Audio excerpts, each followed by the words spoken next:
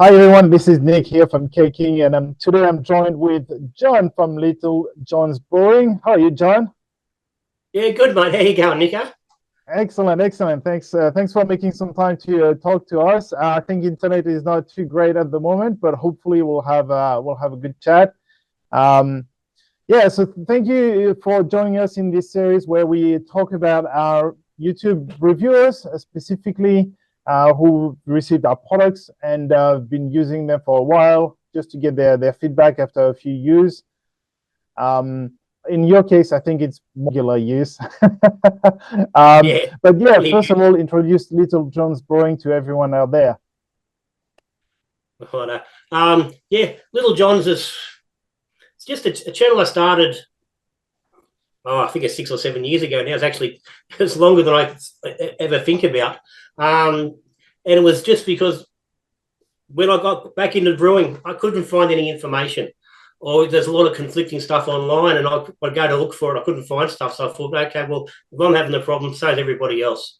So I wanted to just do videos of all that simple stuff. So stuff initially was just about how to pitch yeast, when to, temperature control, and stuff like that. And it's just rolled along from there. And it just continues to be what I do, Yep. testing new stuff and different theories and things, yeah. And keeping a record What I of what really beers like I'm about your brewing. channel is, yeah, I know, because you try different things all the time, right? So I think you made a crunch beer or a stout with crunch or crunchy, whatever Yeah, the the crunchy chocolate stuff, yeah. bar name is, and yeah, so you do a bunch of different things, which is really good because people often have these ideas of things to do, but they never get the gut to do it because they think, oh, it's going to be wasted. But you know what? Just give it a go, eh? Well, that's it. And that again, that's what I want to do. Get the message out there.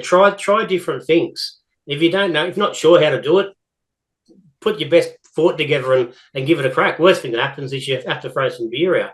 But more often than not, you get a beer you can drink and you learn from it, and then you can go forward and make it better the next time. I don't like drinking boring beer or Yeah, the same couldn't beer agree all the more. time. Could not Most other agree people more. do either. I think it's a big part of homebrewing is being able to do different styles all the time, so you can rotate and not drink the same thing over and over. That's really, really handy for that.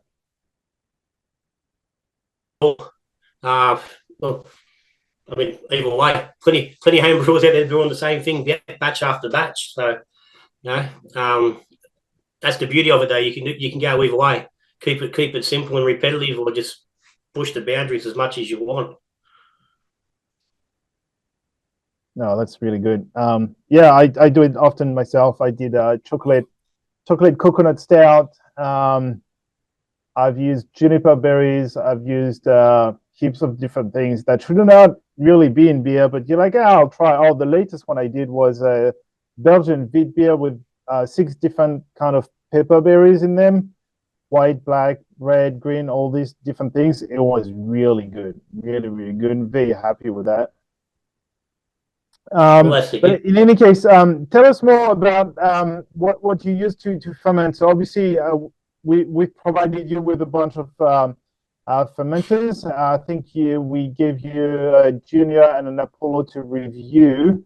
But I've seen that you end up using the Juniors a lot on your channel, which is quite interesting because people prefer the bigger size stuff. So tell us more about this. Yeah, I use the juniors for most of, well, sort of probably half of my brews are in the juniors, and half would be in the snub nose in the Apollo, because generally I'm either doing a split batch, I'll do a full batch and I'll split it, and I'll do a yeast experiment, or I'll dry hop each half differently, or something like that. So I'll split that batch into the juniors, which works really well because you can get 11, 12 litre batch in there. You got plenty of headspace, and I can fit both of them into my ferment fridge side by side. Only just, but they get in there. Or if I'm brewing batches, I tend to drink out of the 9.5 litre kegs. I don't use 19 litre cornies that much. So if I'm brewing actually a whole batch, it generally will only be a 12 to 14 litre run anyway. So again, that fits nicely into the junior, and I'm not carrying around any more beer than I need to. But I still use the Apollo very regularly, but that tends to be more when I'm doing my kit-based beers where I'm actually doing a full batch. It'll get used, but certainly not as much as those juniors. Those juniors get a fair hide, and I think I've got 4 of them at the moment. So they get a good flogging, and they've handled it really well. I've had no issue with them. My 2 oldest ones are beyond their pressure date. So I'm probably risking life and limb still using them, but I don't run them at big pressure. Only run up to serving pressure on them. So, and they're working fine. Really doing a really good job for me. I recommend that people hand over fist. Yeah. Yeah, I think they're very good units. Obviously, there's different things out there, but when you're doing specific batches, I do a lot of cider in my junior cider, and if I'm aging beer with wood staves or whatever, you just shove it in there, put it somewhere else, forget about it, come back to it, and it's a good size for it. But I think the first question I would have is, obviously a lot of people will complain that the opening is hard and is small and it's hard to clean them up. How do you find cleaning them? Okay, yeah, it probably is a slight hindrance with those juniors that you can't, because you can't get in there. But I've had no problem. I give it a good soak after I've cleaned, good rinse out straight away. Give it a good soak with some sodium carbonate, and hit with a keg blaster, and she's good.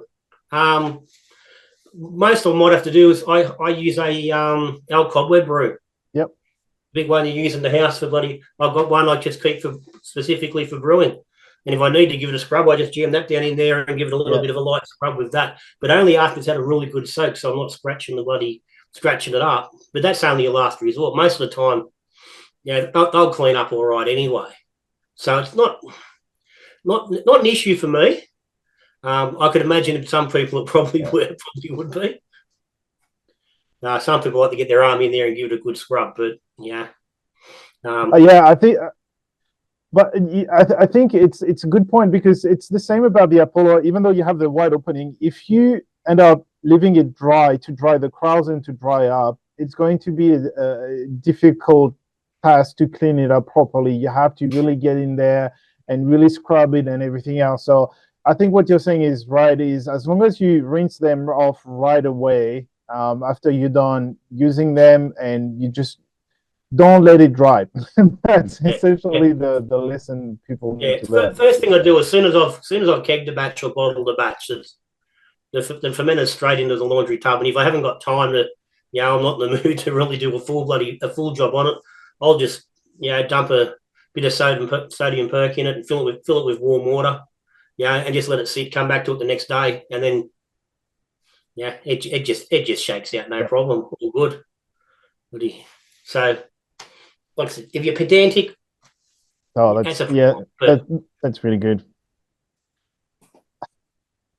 I guess, well, that's part of homebrewing, right? Everyone will be a bit different, and some people like to pull everything apart and clean everything and sanitize everything. And I guess it's probably best practice. But in the reality of things, a lot of people don't even clean their taps. So, it's not necessarily.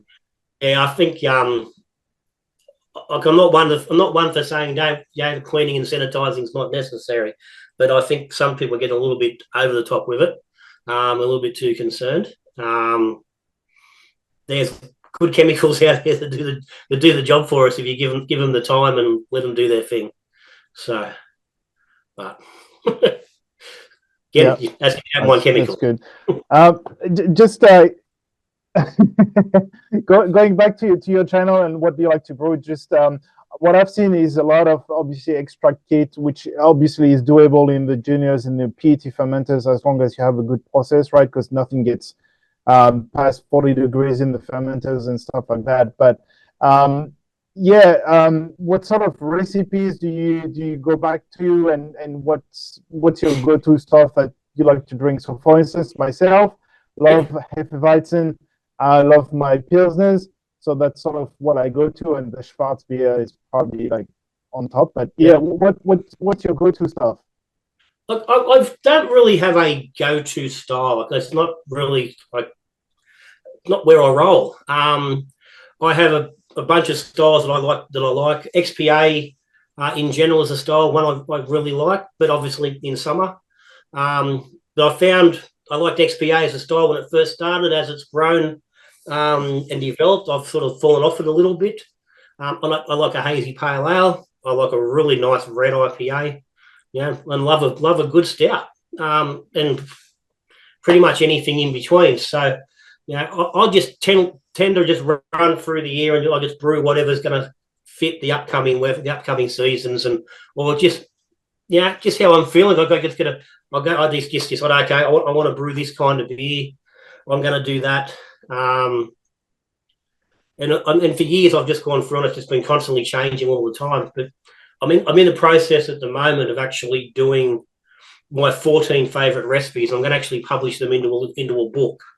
So basically a year of brewing. So I'll be a brew a month with two sort of bonus. Awesome. And I'm looking to have that out at the end of the year. So at the moment I'm going through refining my favorite recipes. So it's the first time I've ever actually come back to tried recipes and rebrewed them. So I'm finding that quite interesting because that's sort of where most people are brewing at. It's something I've never done. Yeah. And do you find that it's hard to replicate the recipes? Because obviously I'm probably a bit the same way. I have very few recipes where everything is written down. Otherwise, it's a lot of it is just I'm winging it. So do you find hard to revisit that and make sure you get sort of the same beer? It can be, and as I said, particularly with the way I work with the channel, because I can be changing from brew to brew. I can be brewing with a completely different method. I can go from an all-in-one to a 2-vessel to a brew in a bag. 14 liters to 23 liters. I rarely brew a batch the same two brews in a row. So it makes it very hard to lock down a specific process. I know all my processes for each one. Yeah. So when it comes to actually going back to a recipe, I'm like, okay, hang on, how did I do that? So I find I've got to go back a lot and actually watch my own videos and go, hang on, what did I do? And have a look and rewatch and actually see what I did. And the beauty of that is I don't tend to edit out too much nonsense. If something goes wrong, I tend to leave it in. So I don't miss those things when I do go back and rebrew a beer. And then I have my own tasting notes. So there's no better tasting note than actually watching yourself sitting down describing the beer and describing the beer honestly. So instead of just writing the note, oh, it tastes good, having that 15 minutes sit down with the beer and actually verbalizing all your thoughts on that beer when you come back to it 18 months later to rebrew it. That's brilliant. Yeah, better ideas when you're drinking. Actually, you're probably onto something here. I should reflect on that because, but that's the thing, because I have some recipes, but I never actually take testing notes. So if I'm trying to replicate a beer, sometimes I feel like it's not how I remember it. So I guess I should probably learn from this and do it myself and take some notes because sometimes you're like, oh, I've changed the temperature by 1 or 2 degrees, but some yeast is very important, right? Especially a wheat beer yeast, it will give you more coriander instead of more banana, right? And that's really, really important. Good point out there for people. So yes, another reason to follow your channel is all the experience you're sharing with people. And speaking of your channel, what's next? So you're going to share those 14 recipes on the channel? Is that something you're going to brew and get people to brew with you? I've done a couple of brew days with we've got an internal group of about half a dozen of us, which is a Facebook Messenger group. We've done a couple of brew days together, but haven't had much opportunity to do it. I'd really like to, but being I'm fairly isolated, or isolated enough that it makes it difficult. I just haven't got people around me to readily be able to go and do such a thing. So that can make it hard. if I do get down like to Sydney or Melbourne or somewhere big where there are brewers, I generally don't have the time to be doing go and take a day out to do a brew. I wish I could. I'd really like to. Because I think it's great getting out with other brewers. It's Too just many a great breweries to day. come visit. Yeah. But just sitting down with other brewers. There's too many breweries to visit when you're around. Yeah, buddy. I've got to get to Melbourne one time for a week. This is what we do all day. Yeah. Yeah, you're welcome here. Otherwise, shoot us a message. We'll come out because definitely love to have a beer with you. And it's good to hear. I mean, I think the channel is very important. I just, as I said to Pierre and Simple Homebrew about his channel, is I think it's very important what you guys are doing for the Australian community, because a lot of the channels are either UK based or US based, and well, that's really good to have more knowledge and more people, but it's lacking that Australian flavor. And when you live here, you want to see what people are doing here in the community. You can feel, you can relate to people here, and I think that's very unique in how you guys do things. So it's very important that you keep it up, because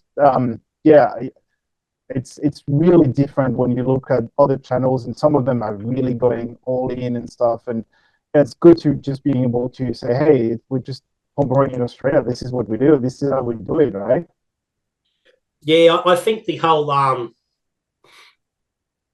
Australian, just that easy going sort of vibe comes across in the videos. Like I've never wanted to be too serious. It's like it's not who I am. It's not what I'm about. It's not what I want to do. Brewing's fun. It's it's messy. It's you make mistakes. You get things wrong. You don't always get it right. It's not a precise thing. Get in there and have some fun with it. Enjoy yourself. Have a few beers, and occasionally forget to turn stuff off. It's all stories, and Pierre's the same. Pierre's good value. He has some great things going on. He has his mystery characters and things that pop up here and there. And I think, and I get a lot of comments from overseas people about just enjoying watching that whole thing, the lightheartedness and the easygoing nature of the videos, while still actually learning stuff at the same time. So we'll keep doing it while people keep enjoying it anyway. We appreciate you guys doing it.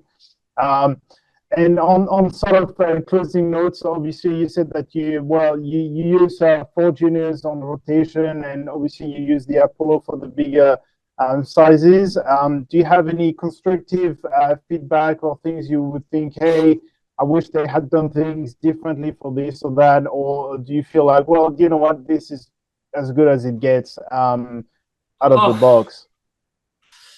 Yeah, it's like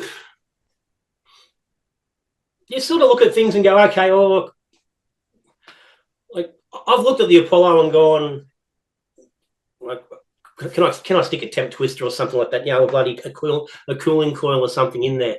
I've got a temp fridge. I don't really need to. It was more a case of just something I'm looking at it going, but for the unit that it is, even the juniors, they're a cheap unit.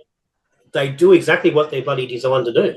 The Apollo, you got that beautiful, conical shape. You get that advantage of dropping that yeast out. Plus, you get the pressure ferment, and you get a ferment wall thrown into the deal. So you're getting perfect, accurate temperature control in that unit. Great pressure control. You finish a brew, you stick a disconnect and a line on it, go straight to your keg, and it's ready to drink. It's carbonated. It's cold. You're not bloody mucking around. The only issue I ever had with the Apollo was it didn't have any. It was difficult to lift the thing up. And I said it was. I think Daniel addressed that only recently on a video about picking up from the handles, but. I will admit I did use a workaround on a sling that I use to hold the frame to the ferment. I just like to carry both of them at the same time. I'm not a young fella anymore. I've dealt with a hernia for the last about 4 years. So lifting, it's got to be done very precisely. And I just found just a little bit of slinging around just to hold the whole unit together just makes it a little bit easier. But that's the only real negative I could, or suggestion I could come up on the bloody unit. I don't think there's much you can do with it without taking it into a unit like something that's not like basically upgrading, and you're taking away the value option. The juniors, yes, they have limitations in the mouth size and volume size, but for doing those size brews, or for using them how I use them, and I know a few brewers are telling me now they're doing the same sort of things after seeing me doing it, getting more beers out of the same beer. They work perfectly. So I've got nothing. I can't say anything bad about them really. And that's not normally me. I'm quick to say something if it's to be said. So yeah. Well, thanks for that feedback. It's really good. And obviously, the strap is something that, we've heard before. It's a different approach, but yes, we can definitely see that. And there's a way to put wheels on the stand, and if you invert the stand, you can get some casters added to it, but then you're dragging that around. Some people need to cross the garden to move it somewhere, and it doesn't work. But look, there are ways around. There's rope. You can always do your own strapping, and it works out very well. So I appreciate the feedback. I think the engineers have done an incredible job here. The quality of the plastic, I'm very impressed every time. It's very thick on the Apollo, and the juniors are robust, man. It's crazy. I do ciders at least once a month, and these things just keep on taking a beating, no problem. It doesn't. Yeah, it doesn't look like stopping.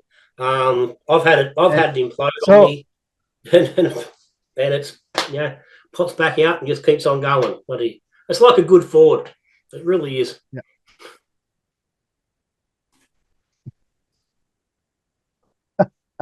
Well, that's a good compliment, that's for sure. I think everyone will be really happy with that. Well, John, thank you for joining me today. Tell us how we can find your channel. Obviously, we'll share with you.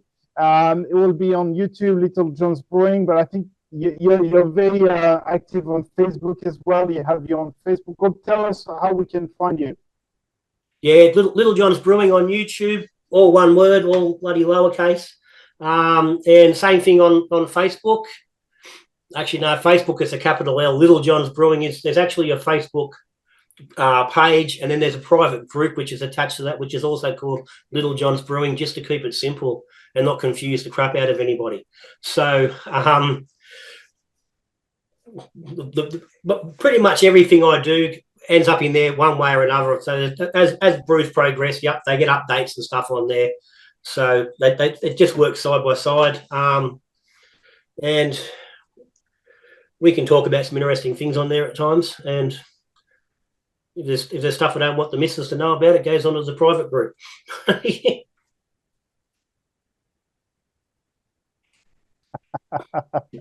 Well, I think Americans should be joining that group because I think they'll learn a lot of about the Australian culture. I'm pretty sure. I'm not part of the group, but I can imagine what's going on in there, and I recommend everyone joins because there will be some really interesting in there. Yeah, and we've got a really good crew of. Okay, John, thank you for joining me today. I really appreciate that. No worries, Nico. It's been a pleasure. Yeah, it's a lot of fun in there. All right, John. Again, thanks for that. I will talk to you very soon. No worries. Thanks, Nico. Cheers, everybody. Good brewing.